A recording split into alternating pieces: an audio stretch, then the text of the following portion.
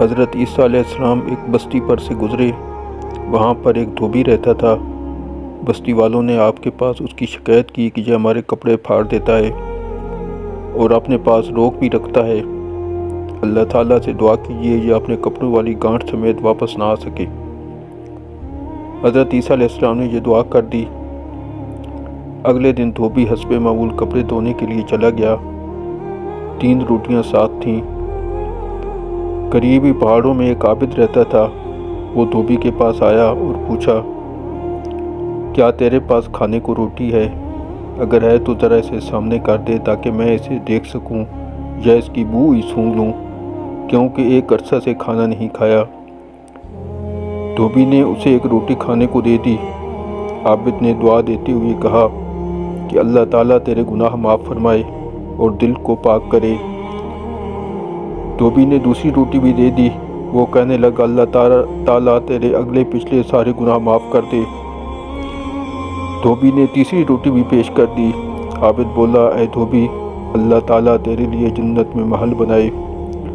القصہ شام ہوئی تو دھوبی صحیح سالم واپس آ گیا۔ بستی والوں نے حیران ہو کر حضرت عیسیٰ علیہ السلام کو بتایا کہ دھوبی تو واپس آ گیا ہے۔ آپ نے دھوبی کو طلب فرمایا اور پوچھا کہ سچ بتا، آج تو نے کیا عمل کیا ہے؟ وہ کہنے لگا کہ ان پہاڑوں میں سے ایک عابد میرے پاس آیا۔ اس کے مانگنے پر میں نے 3 روٹیاں اسے دیں اور ہر روٹی کے بدلے اس نے مجھے دعائیں دیں۔ حضرت عیسیٰ علیہ السلام نے فرمایا، ذرا اپنی کپڑوں والی گانٹھ تو کھول کر دکھا۔ اسے کھولا تو کیا دیکھتے ہیں، ایک سیاہ سانپ بیٹھا ہے، منہ میں لوہے کی لگام ہے۔ آپ نے سانپ کو پکارا تو اس نے لبیک یا نبی اللہ کہہ کر جواب دیا۔ فرمایا، کیا تجھے اس شخص کی طرف نہیں بھیجا گیا تھا؟ وہ بولا، بے شک، لیکن اس کے پاس ان پہاڑوں میں سے ایک عابد آیا اور اس سے روٹی مانگی اور ہر روٹی کے بدلے اسے دعائیں دیتا رہا، اور ایک فرشتہ پاس کھڑا آمین کہتا رہا۔ اس پر اللہ تعالیٰ نے ایک فرشتہ بھیجا جس نے مجھے یہ لوہے کی لگام پہنا دی۔